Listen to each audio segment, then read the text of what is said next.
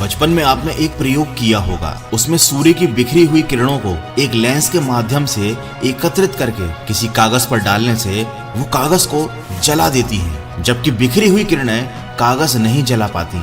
आप जानते हैं कागज क्यों जला? क्योंकि लेंस का अपने लक्ष्य के ऊपर फोकस था। दूसरा उदाहरण आप कैमरे का ले सकते हैं। आपने देखा होगा कि कैमरे का फोकस अगर सही है तो फोटो अच्छी आती है, लेकिन अगर फोकस अच्छा नहीं है तो फोटो साफ नहीं आती। ठीक उसी तरह हमारी एनर्जी भी बिखरी हुई अवस्था में रहती है, लेकिन जब हम इसे एक ही दिशा में फोकस करते हैं तो चमत्कार हो सकता है, बिगड़े हुए काम बन सकते हैं और किस्मत नाम की चीज भी चमकने लग जाती है। फोकस का सीधा अर्थ होता है एकाग्रता, यानी आप जो भी काम कर रहे हैं उसे पूरा मन लगाकर करना और एक समय पर एक ही लक्ष्य पर ध्यान केंद्रित करना। जब आप अपने कार्य के प्रति समर्पित रहेंगे तब वो काम आपके लिए उतना ही आसान हो जाएगा। बस एक बार आप अपने काम के प्रति वो समर्पण, वो डेडिकेशन दिखाइए, फिर आप खुद इसके नतीजों से हैरान रह जाओगे। लेकिन फोकस करना जितना लोग आसान समझते हैं उतना आसान भी नहीं है, लेकिन असंभव भी नहीं है। बस आपको सही तरीके से, सही दिशा में सकारात्मक सोच के साथ, दृढ़ता के साथ आगे कदम बढ़ाना है। तो आज मैं आपको बताऊंगा लक्ष्य पर फोकस करने के 9 टिप्स जो आपकी काफी हेल्प करेंगे।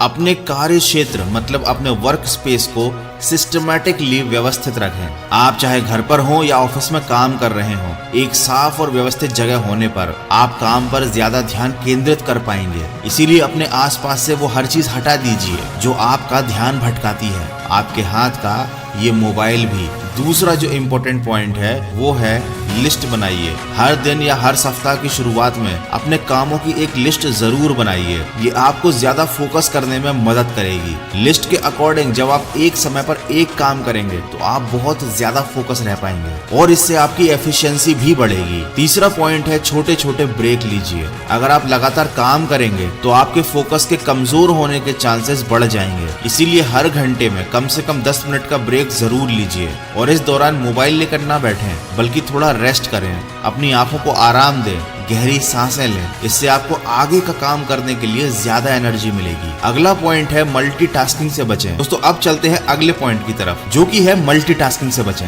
बहुत से लोग सोचते हैं कि मल्टीटास्किंग अच्छा होता है क्योंकि एक ही बार में कई तरह के बहुत सारे काम आप पूरे कर सकते हैं, लेकिन लोग ऐसा गलत सोचते हैं। मल्टीटास्किंग आपके दिमाग को कंफ्यूज कर देता है, इससे आप कोई भी काम अच्छे से नहीं कर पाते। इसलिए मैं रिकमेंड करूंगा कि आप एक समय पर एक ही काम करें, क्योंकि आपको फोकस रहकर बेहतरीन काम करना है। अगला पॉइंट है लंबी और गहरी सांसें लीजिए। यदि आप काम करते समय टेंशन या चिड़चिड़ापन महसूस करते हैं तो कुछ देर अपनी आंखों को बंद करके बैठें और 5 से 7 मिनट गहरी सांसें लें। सांसों को कुछ देर अंदर रोक कर रखें और फिर धीरे बाहर छोड़ें। इस क्रिया से आपके मस्तिष्क को ज्यादा ऑक्सीजन मिलेगी और इससे आपका मूड तरोताजा हो जाएगा और आप अपने काम पर फोकस कर पाएंगे। अगला पॉइंट है गोल को सेट कीजिए। ये बात मैं अपने वीडियोस में पहले भी कई बार बता चुका हूँ। आपको कोई भी काम शुरू करने से पहले अपना लक्ष्य सेट करना बहुत जरूरी है। इससे आपको काम पर डटे रहने के लिए बहुत ज्यादा मोटिवेशन मिलेगा और बिना लक्ष्य को सेट किए कोई भी इंसान लाइफ में सक्सेसफुल नहीं हो पाता, क्योंकि जब आपको पता ही नहीं होगा कि आपका अल्टीमेट गोल क्या है तो आप बिल्कुल लक्ष्यहीन हो जाएंगे। अगला पॉइंट है स्टे मोटिवेटेड।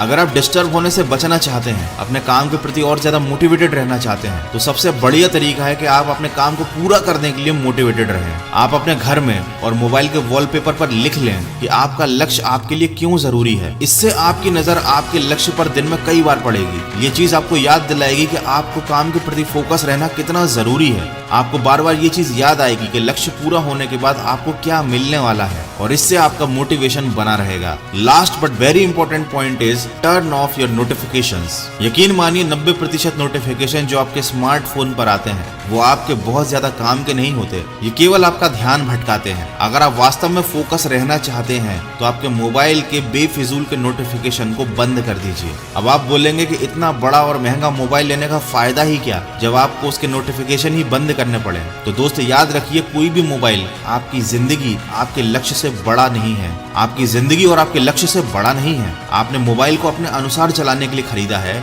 न कि मोबाइल के अनुसार खुद चलने के लिए। जो मैंने आपको पॉइंट्स बताए इनमें से अगर आप 3 भी अपनी लाइफ में बहुत अच्छे से इंप्लीमेंट करते हैं तो डेफिनेटली आपके टारगेट के लिए फोकस जरूर बढ़ेगा। तो सकारात्मक सोच के साथ और फोकस के साथ बढ़ते चलिए अपने लक्ष्य की तरफ। मैं मिलूंगा आपसे अगले वीडियो में।